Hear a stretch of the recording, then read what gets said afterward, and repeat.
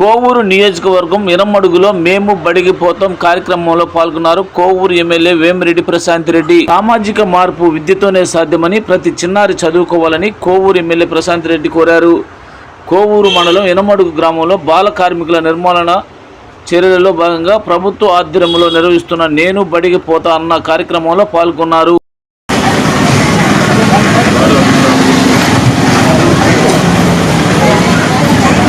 అందరికీ నమస్కారం. ఈరోజు మన కోవూరు శాసనసభ్యులు గౌరవనీయులు శ్రీమతి ప్రశాంత్ రెడ్డి గారు వచ్చినారు. సో మేడం గారికి పిల్లలందరూ ఒకసారి మీ క్లాస్ తోటి మేడం గారికి స్వాగతం పెట్టాలి. సో ఈరోజు నేను బడికి పోతాను కార్యక్రమంలో భాగంగా ఈరోజు ఉన్నత పాఠశాల విద్యార్థులు ఉపాధ్యాయులు నేను బడికి పోతా ర్యాలీ నిర్వహిస్తున్నాం. మరి ఈ ర్యాలీ రోజు మేడం గారు కూడా మన గ్రామానికి రావడం చాలా సంతోషకరం. సో మేడం గారిని పిల్లలు ఉద్దేశించి ఒక్క మాట మాట్లాడవలసి రిక్వెస్ట్. అందరికీ గుడ్ మార్నింగ్. సో మీరందరూ బాగా చదువుకుంటున్నారా?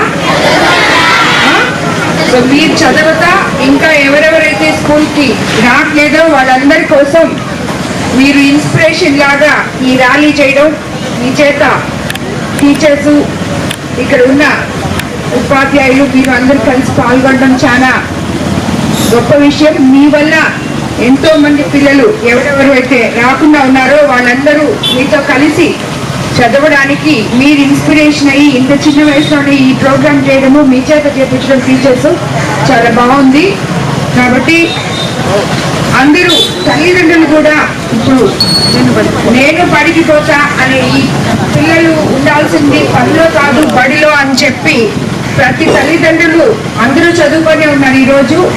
కాబట్టి ప్రతి ఒక్కరిని పిల్లల్ని బడికి పంపించి చదివిస్తే, ఎందుకంటే పిల్లలే మన భావి తరాల భవిష్యత్తు.